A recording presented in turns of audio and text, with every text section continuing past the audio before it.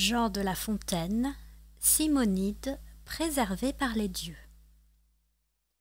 On ne peut trop louer trois sortes de personnes, les dieux, sa maîtresse et son roi.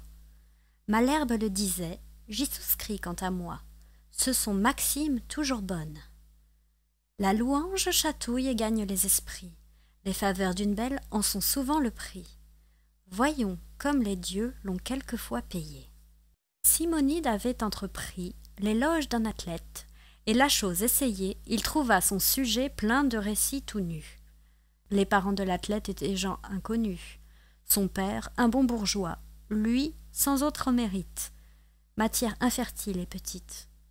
Le poète d'abord parla de son héros. Après en avoir dit ce qu'il en pouvait dire, il se jette à côté, se met sur le propos de Castor et Pollux, ne manque pas d'écrire que leur exemple était aux lutteurs glorieux, élève leur combat, spécifiant les lieux où ses frères s'étaient signalés davantage. Enfin, l'éloge de ces dieux faisait les 2/3 de l'ouvrage. L'athlète avait promis d'en payer un talent. Mais quand il le vit, le galant n'en donna que le tiers et dit fort franchement que Castor et Pollux acquittassent le reste. « Faites-vous contenter par ce couple céleste. Je vous veux traiter cependant. Venez souper chez moi, nous ferons bonne vie. Les conviés sont gens choisis, mes parents, mes meilleurs amis. Soyez donc de la compagnie. » Simonide promit. Peut-être qu'il eut peur de perdre, outre son dû, le gré de sa louange. Il vient, l'on festine, l'on mange. Chacun étant en belle humeur, un domestique accourt, l'avertit qu'à la porte 2 hommes demandaient à le voir promptement.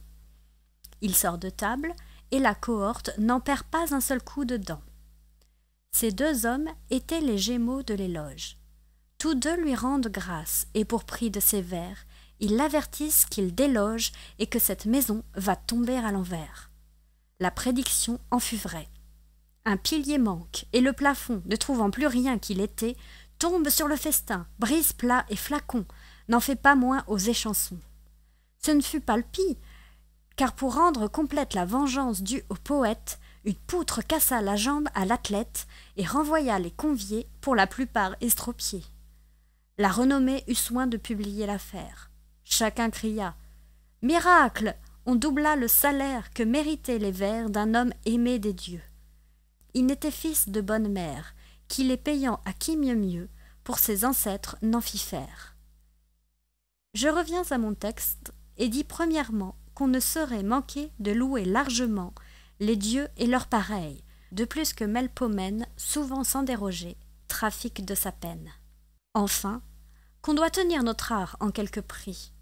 Les grands se font honneur dès lors qu'ils nous font grâce. Jadis, l'Olympe et le Parnasse étaient frères et bons amis.